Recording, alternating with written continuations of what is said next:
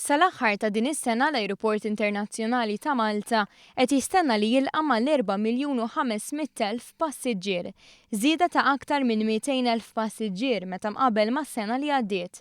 Ħabar dan il-Kap Eżekuttiv tal-Ajruport Internazzjonali ta' Malta, Alan Borch. Mela llum irrapportajna r-riżultati tagħna l-ewwel sitt xhur, kellna żieda ta' 6.9% fit-traffiku. Ħabbarna wkoll li estendejna il-forecast tagħna għal 5%, ġifieri ħanilħu 4.5 miljun passiġġier dis-sena.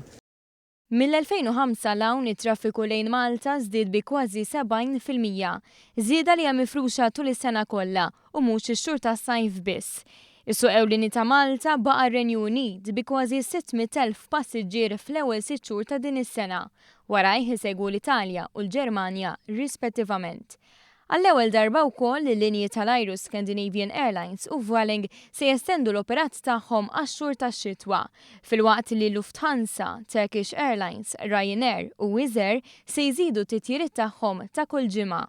Fost l-investimenti ewlenin tal-Ajruport Internazzjonali ta' Malta l din is-sena kien hemm 2 miljun euro għall-espansjoni taż-żona non-Schengen u kważi 2 miljuni oħra l titjib fir-runway, apron u taxiway u ristrutturar tan-netwerk tal-vultaċċoli u backup standby power generators. Madan kollu mill-aqwa 50 il-linja tal-ajru fid-dinja, 23 minnhom joperaw minn u lejn Malta. Dwar dan ħadna l-kumment tal-Ministru għat-Turiżmu Edward Zamit Lewis. Żidna mis-swieq illi huma tradizzjonali mit-tourism source markets tradizzjonali, però żidna wkoll minn swieq ġodda. Dan se nkunu ħanibqgħu għaddejjin se naraw niċċ ġodda ta' turiżmu li naħħaru huma li noħolqu opportunitajiet ta' xogħol aħjar u iktar valur miżjud iktar flus lejn pajjiżna.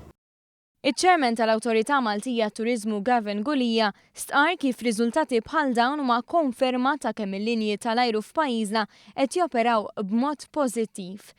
Riżultati li huma xhieda ta' sinerġija bejn il-konnettività u t-turiżmu.